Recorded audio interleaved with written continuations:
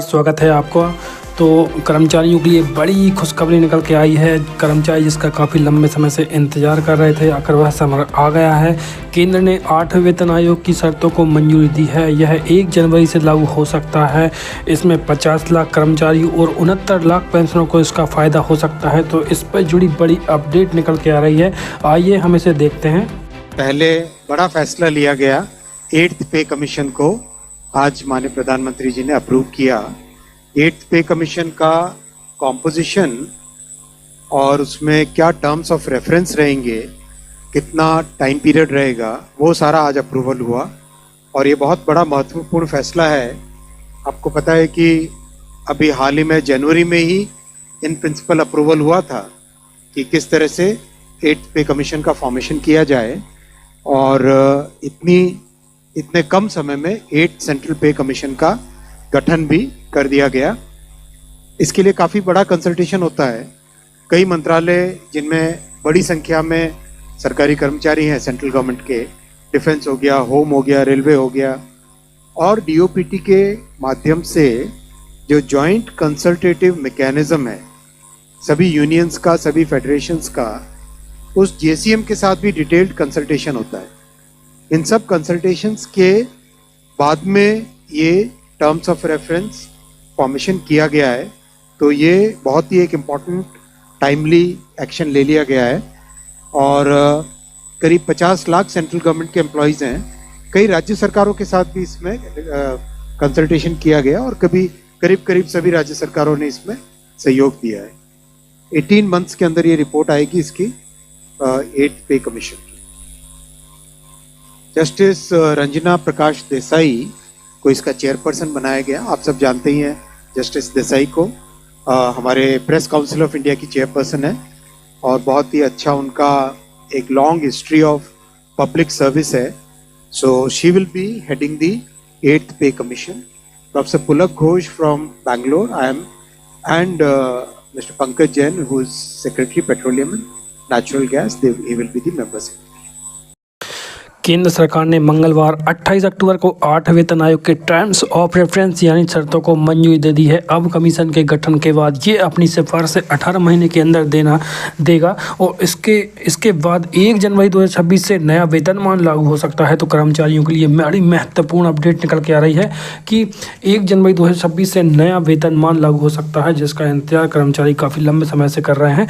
हालांकि पुराने ट्रेंड को देखते हुए सिफारिशों को पूरी तरह इम्प्लीमेंट होने में 2028 तक का इंतजार करना पड़ सकता है। यानी कर्मचारियों को 17 से 18 महीने का एरियर्स एक मुक्त या किस्तों में मिलेगा।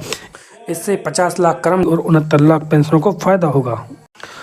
सरकार ने जनवरी 2025 में ही इस कमीशन के गठन का ऐलान किया था। अब टर्म्स ऑफ रेफरेंस को मंजूरी देने का मतलब ऐसे दस्तावेज से है जो बताता है कि आयोग का काम क्या है, काम कैसे होगा और कितने समय लगेगा और कौन कौन इसमें शामिल होगा। तो यह टर्म्स ऑफ रेफरेंस है। इसका अर्थ है कि यह है कि यह दस्तावेज यह बताएगा कि काम जो आयोग का काम क्या है और यह कैसे होगा, कितने समय में होगा और इसमें कितने शामिल होंगे। तो यह टर्म्स ऑफ रेफरेंस है।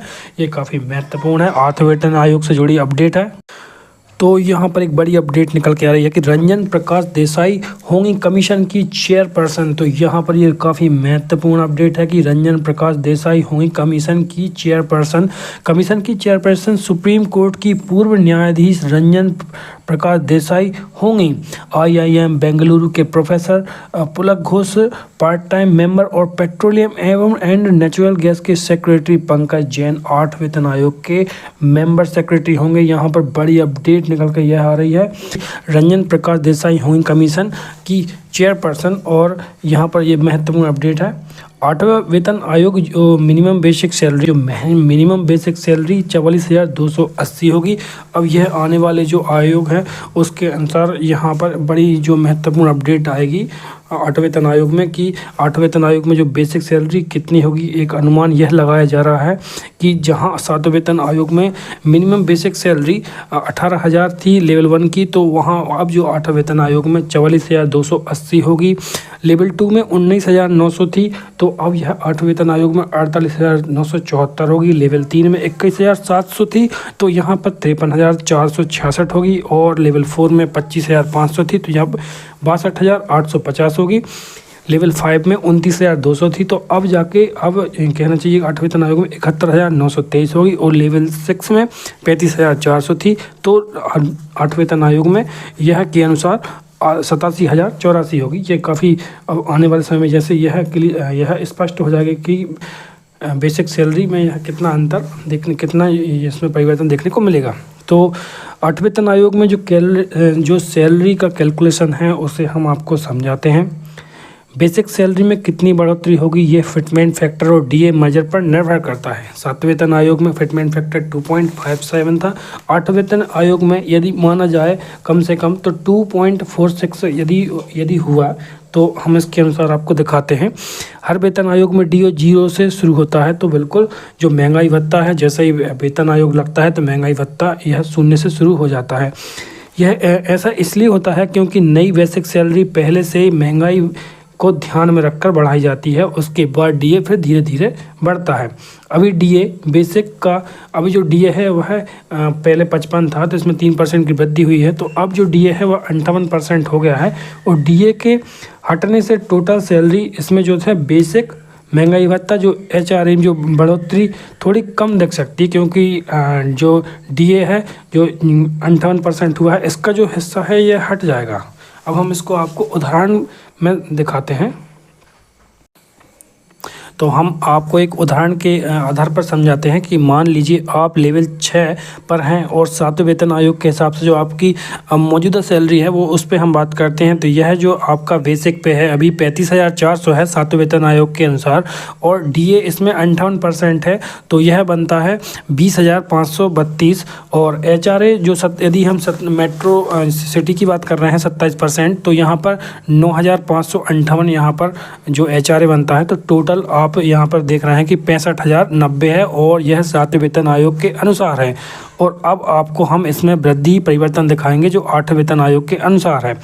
तो अब यहाँ पर 8 वेतन आयोग में अगर फिटमेंट फैक्टर 2.46 लागू किया जाता है तो नई सैलरी क्या होगी। तो नई बेसिक सैलरी और नई बेसिक पे जो 35,400 पर हम बात कर रहे हैं, तो 35,400 जो बेसिक पे में यदि 2.46 यहाँ पर जो फिटमेंट फैक्टर है 2.46 यही 8 वेतन आयोग में वृद्धि हुई है, तो इस प्रकार जो नई बेसिक पे है वह बनेगी 87,084। ये नई बेसिक पे है। डीए जो है 0% से शुरू होगा। एचआरए जो 27% है, तो इसका जो बनता है 27% 23,513। और टोटल सैलरी जो आपकी 8 वेतन आयोग में निकल के आएगी 1,10,597 रुपये। तो यह काफ़ी बड़ी अपडेट निकल के जो आपको देखने को मिलेगी, काफ़ी यही परिवर्तन आपको देखना मिलेगा 8 वेतन आयोग में। तो यह कर्मचारियों के लिए काफ़ी खुशी की बात है कि 8 वेतन आयोग से जो है एक कर्मचारियों की सैलरी में वृद्धि होगी। तो आने वाले समय में और इसमें अपडेट हम आपको देंगे।